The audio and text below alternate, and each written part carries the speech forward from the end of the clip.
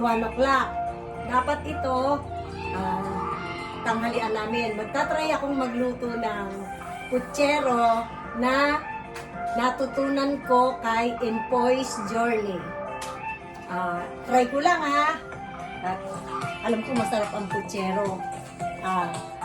Mga kamars, naalala kong kumari ko. Mare, pagpapatuloy ko yung vlog mo. Eto, baka maiyak ako. Eto, Mare, lulutuin ko ng putsero. Alam mo to, kaya lang wala ka na. Kaya pag-aaralan ko, kay Empoy's Journey. Wala akong mapagtanungan kasi. Lagyan na muna natin ng mantika. Too much mantika na yata.